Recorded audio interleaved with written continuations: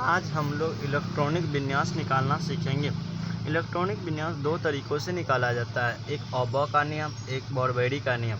हम लोग जनरली रूपेन ऑफ-बॉ के नियम के द्वारा हम इलेक्ट्रॉनिक विन्यास निकालते हैं। देखा जाता है कि ऑफ-बॉ एक साइंटिस्ट थे जो अपना रूल दिए थे। ऑफ-बॉ के नियम के मुताबिक ब्लॉक 4 होते हैं, S, P, D, F. 4 block में मुझे पता चलना चाहिए कि मुझे किस ब्लॉक में कितने इलेक्ट्रॉन की आवश्यकता होती है। तो ये बात जानें कि एस ब्लॉक में 2 इलेक्ट्रॉन, पी ब्लॉक में 6 इलेक्ट्रॉन, डी ब्लॉक में 10 इलेक्ट्रॉन, एफ ब्लॉक में 14 इलेक्ट्रॉन की आवश्यकता होती है। जो S, P, D, F electronic विन्यास हम बहुत ही आसानी तरीक़ों से निकाल सकते हैं।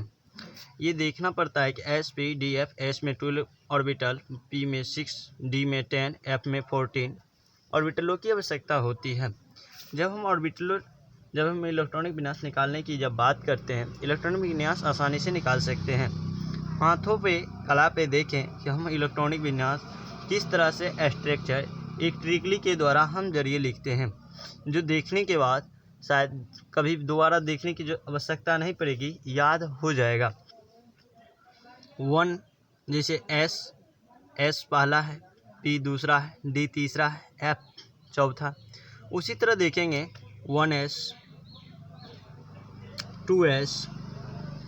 आवर्त की संख्या 7 होती है, इसलिए हम लोग आवर्त 7 तक 1s, 2s, 3s, 4s करके 7s तक लिखेंगे। 4s, 5x, 6x, 7s। P block जो होता है दूसरे स्थान पे आता है, 2 नंबर में है, इसलिए 2p, 3p, 4p, 5p, 6p, 7p। D तीसरे स्थान पर आता है, इसलिए 3d, 4d, 5d, 6d, 7d। F चौथे स्थान पर आता है, इसलिए लिखेंगे 4f, 5f, 6f, 7f। उसके बाद लिखने के बाद पता चलता है कि हम एस ब्लॉक में 2 ऑर्बिटल हैं, तो 2 ऑर्बिटल टोटल में एस वाले ऑर्बिटल में 2 ऑर्बिटल डाल देंगे, पी वाले ऑर्बिटल में 6 ऑर्बिटल डाल देंगे, डी वाले ऑर्बिटलों में 10, एफ वाले ऑर्बिटलों में 14।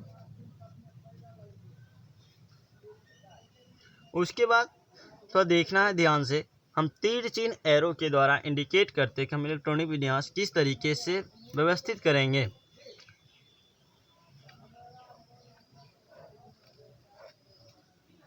यह हम स्ट्रेट लाइन रो के माध्यम से लिखते हैं, सजा देंगे।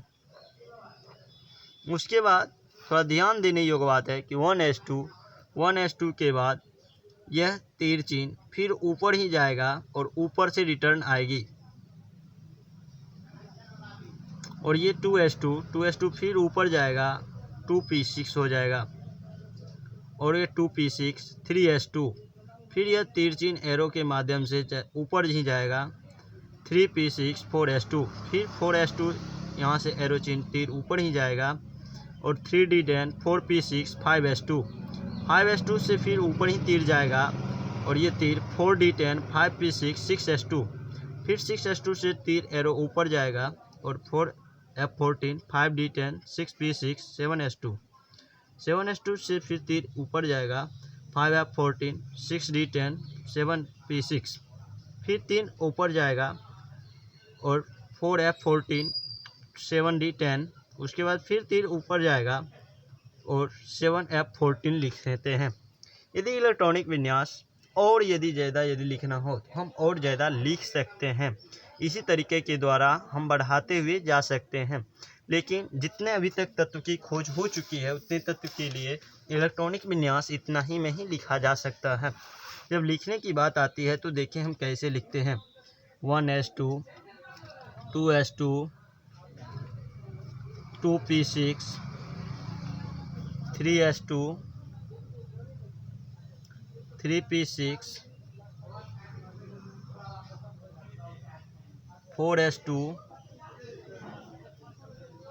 3d10 4p6 5s2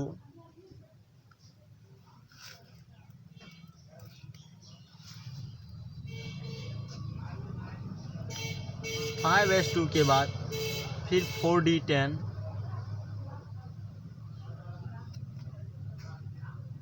4d10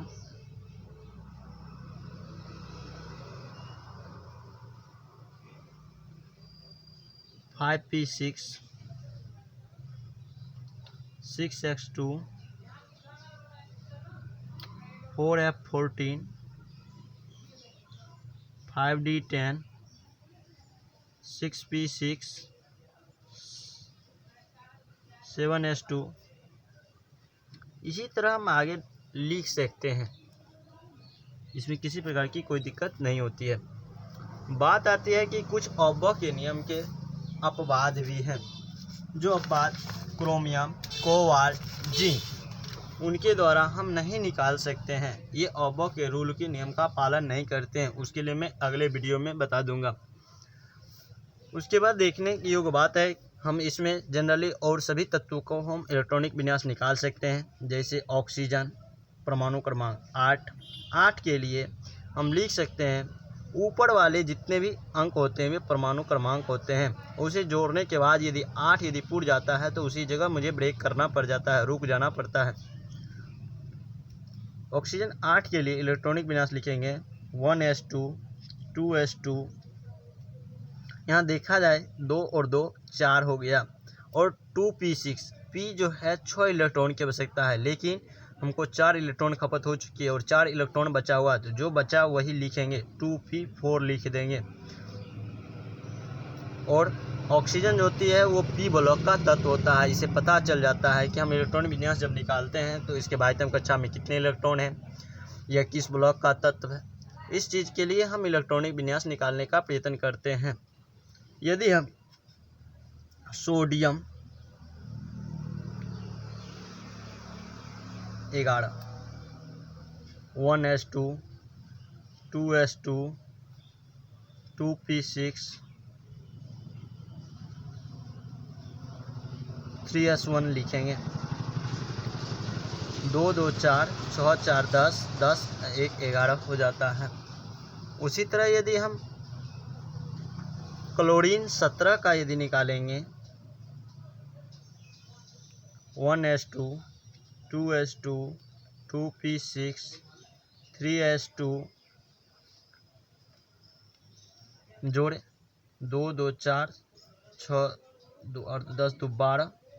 अब 12, अब पी ब्लॉक आगे होता है, जो पी ब्लॉक में 6 इलेक्ट्रॉन की आवश्यकता होती है, लेकिन मेरे पास 12 और 5 17 हो जाएगी। पी ब्लॉक में 5 इलेक्ट्रॉन ही डालेंगे। इसका अर्थ होता है कि क्लोरीन भी पी ब्लॉक का ही तत्व है, और ये अष्टक पूरा करने के लिए 1 इलेक्ट्रॉन लेना चाहता है, तब ये अष्टक पूरा कर पाएगा। इसके लिए Na+Cl- के रूप में हम लिखते हैं। अभी जनरली रूप में ये पता चल जाता है कि हम इलेक्ट्रॉनिक विन्यास इस विधि से हम निकाल सकते हैं। यह रूल जो है ऑब्बो का नियम कहलाता है। हम ऑब्बो के नियम के मुताबिक कभी भी भूलने का प्रयत्न नहीं करेंगे। यदि हम बोलते हैं कि एस ब्लॉक, पी ब्लॉक और डी ब्लॉक, एफ ब्लॉक में कितने कितने इलेक्ट्रॉन होते हैं, तो कुछ नहीं, एक सम संख्या के तौर पर हम याद रखेंगे कि एस ब्लॉक में 2 इलेक्ट्रॉन और बाकी बात हर एक में 4 इलेक्ट्रॉन जोड़ते हुए चले जाएंगे, जिससे मुझे पता रहेगा कि पी ब्लॉक में कितने इलेक्ट्रॉन हैं, डी ब्लॉक में कितने इलेक्ट्रॉन हैं, एफ ब्लॉक में कितने इलेक्ट्रॉन हैं। जब हम इलेक्ट्रॉनिक विन्यास जब सजा के लिखते हैं, यदि उसमें किसी प्रकार की यदि कोई परेशानी यदि होती है, तो हमें तीर चिन्ह के एरो के मुताबिक जब भी हम जाएंगे तो ऊपर ही जाएंगे और ऊपर से नीचे आएंगे। कभी भी नीचे से ऊपर जाना गलत के इलेक्ट्रॉनिक विन्यास के लिए साबित होगा।